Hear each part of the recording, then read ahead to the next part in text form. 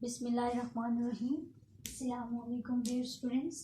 इससे पहले वाले लेक्चर में मैंने आपको बताया था कि मैट्रिक्स को ऐड कैसे करते हैं, सब्ट्रैक्ट कैसे करते हैं और उसको मल्टीप्लाई कैसे करते हैं अगर आपके पास दो मैट्रिक्स गिवन हो तो। आज हम उसी को आगे लेकर चलते हैं। आज हम मैट्रिक्स का एडजॉइंट फाइंड करते हैं।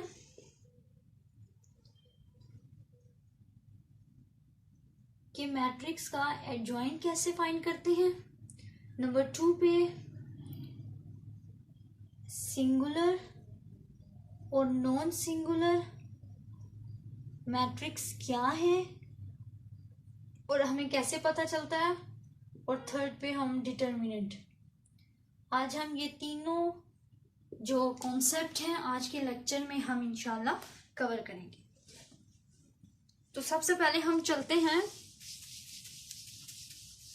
एडजॉइंट की तरफ।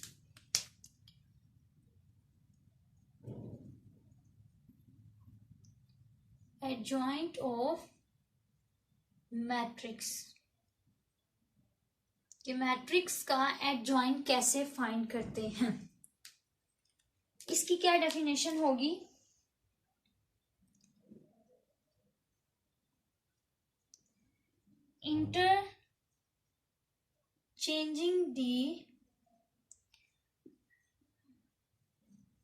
interchanging the diagonal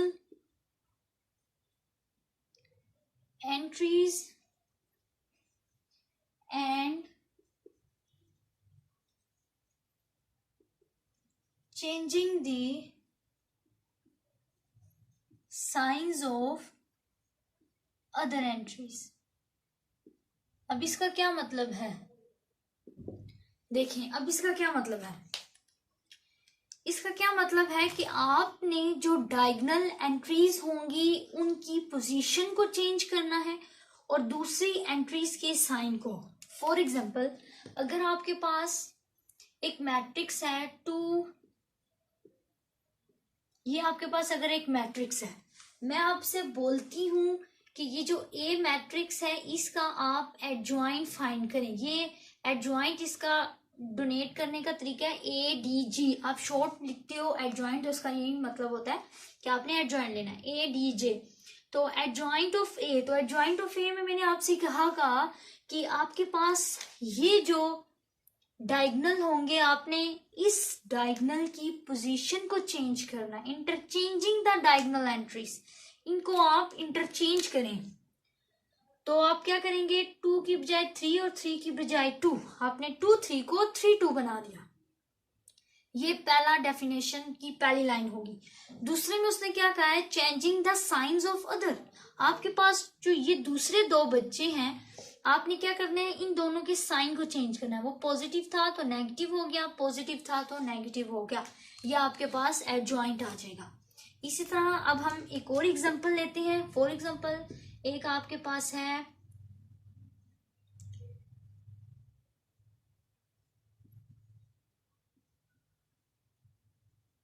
अगर आपके पास ये मैट्रिक्स है, मैं बोलती हूँ एडजॉइंट ऑफ बी लें, तो आप कैसे करेंगे। मैंने आपको भी कैसे बताया कि आपने ये डायगोनल है, मेन डायगोनल, इसकी आपने पोजीशन को चेंज करना है। पोजीशन को चेंज करिए, आपके पास क्या आ जाएगा, 9 1। आपने 1 की जगह 9 लिख दिया, 9 की जगह 1 लिख दिया। आपने इन दोनों को चेंज कर दिया, इंटरचेंज कर दिया इनकी पोजीशंस को।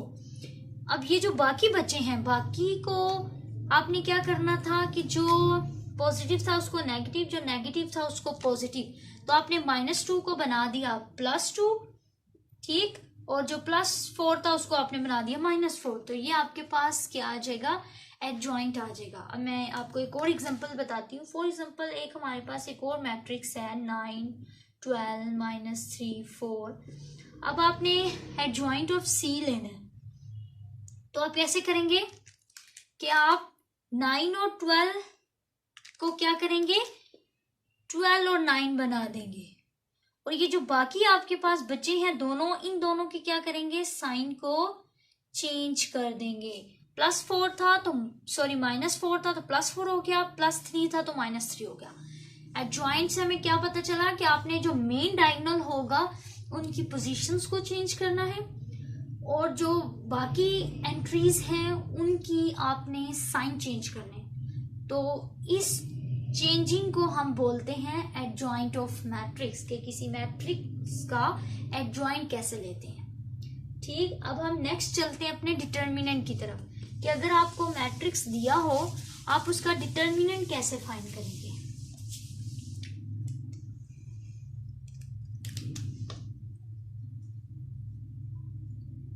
डिटर्मिनेंट,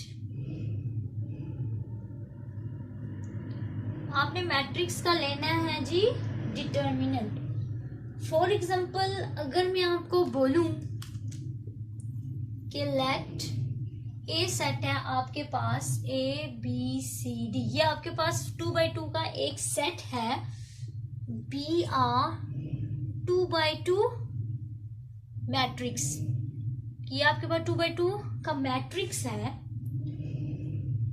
द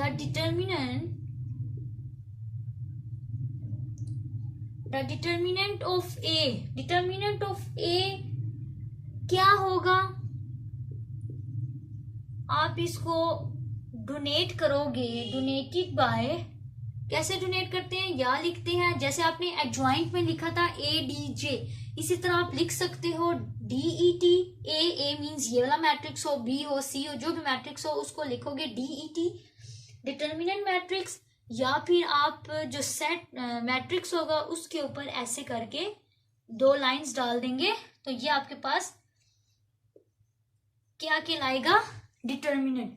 ये 2 आप इसको ऐसे कर सकते हो। अब अगर मैं यही मैट्रिक्स लूं, हमारे पास ABCD एक मैट्रिक्स है,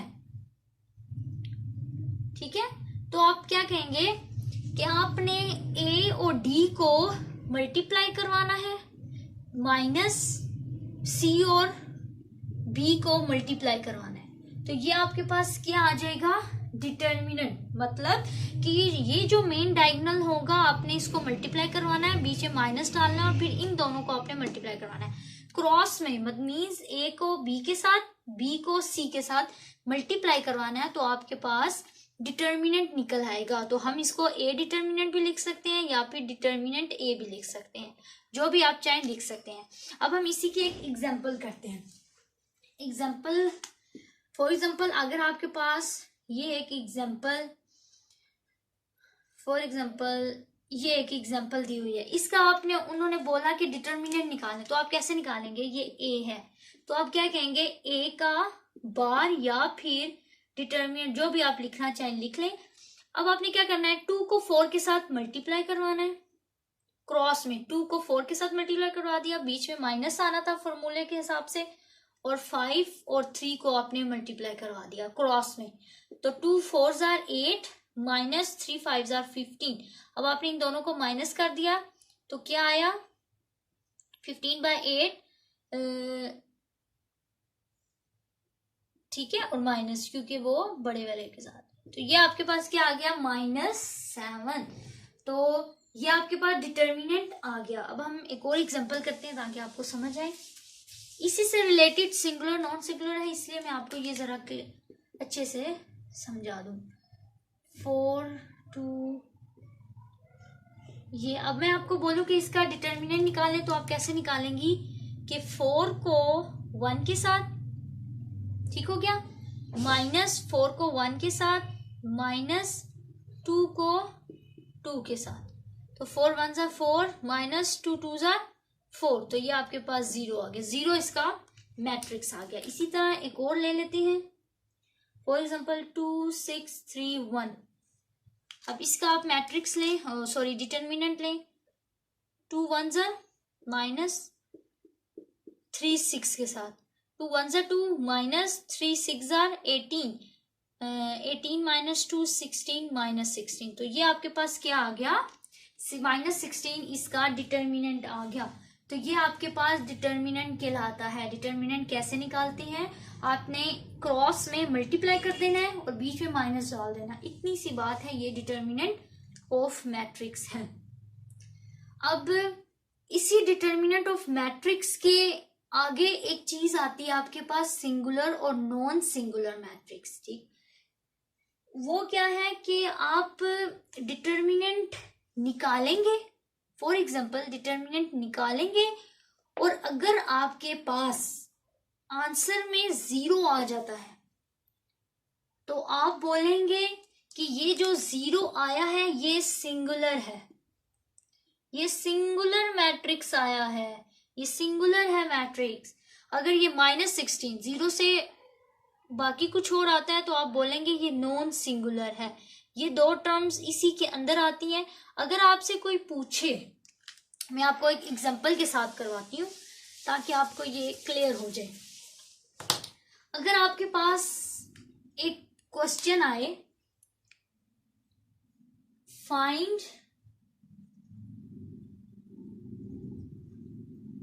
which matrix is singular और नॉन सिंगुलर, कि कौन सा मैट्रिक्स सिंगुलर है और कौन सा नॉन सिंगुलर है। तो आप फॉर एग्जांपल आपके पास जो है वो मैट्रिक्स जो है आपके पास गिवन हो, एक और मैट्रिक्स आपके पास गिवन हो। अब आपने क्या करना है, अगर आपके पास फॉर एग्जांपल ये सवाल है कि आप बताएं कि कौन सा मैट्रिक्स सिंगुलर है और कौन सा मैट्रिक्स नॉन सिंगुलर है, तो आप कैसे करेंगे कि सबसे पहले आपने इन दोनों मैट्रिक्स का ए का बी का डिटर्मिनेंट निकालना है। डिटर्मिनेंट मैंने निकालने का आपको तरीका बताया है। आपने क्या करना है, क्रॉस में मल्टीप्लाई करवाना है, 1 को 0 के साथ माइनस 0 को 2 के साथ। 1 0 से 0 माइनस 0 तो 0। इसका डिटर्मिनेंट निकालें बी का, तो क्या आ जाएगा 1 5 के साथ माइनस 4 को 2 के साथ, तो क्या आया 5 1 जार 5 माइनस 4 2 जार 8 तो -3। अब जब आपने मैट्रिक्स निकाल लिया, अब आपने क्या देखना है कि किसका आंसर 0 आया है। ए का 0 आया है तो ए मैट्रिक्स हमारे पास क्या कहलाएगा, सिंगुलर मैट्रिक्स। क्यों, क्योंकि इसका जो आंसर आया है वो इक्वल्स टू 0 है और ये आपके पास क्या कहलाएगा, non singular matrix. Non singular क्यों, क्योंकि जो आपके पास आंसर आया है वो नॉट इक्वल टू 0 है, 0 नहीं है।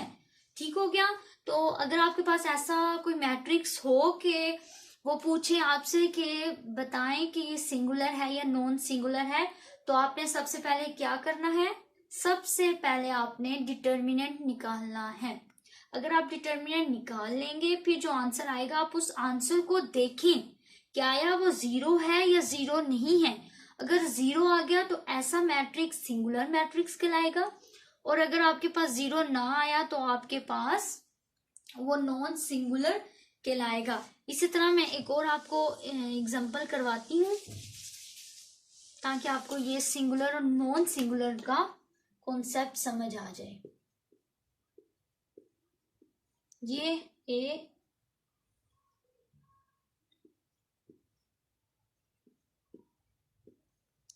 अब आपके पास ये दो मैट्रिक्स गिवन है। आपने सबसे पहले क्या करना है, ए का डिटर्मिनेंट निकालना है। 2 × 5 माइनस 4 × 3, 2 को 5 के साथ मल्टीप्लाई माइनस 3 को 4 के साथ मल्टीप्लाई, तो क्या आएगा 2 5 जार 10 माइनस 4 3 जार 12, तो ये आ गया -2। अब ये आपने क्या करना है, क्रॉस में मल्टीप्लाई करवाना है। बी का determinant 2 × 2 minus 4 × 1, 2 2 jar 4 minus 4 1 jar 4 0। अब आप बताएं कि कौन सा मैट्रिक्स सिंगुलर है, कौन सा मैट्रिक्स सिंगुलर नहीं है।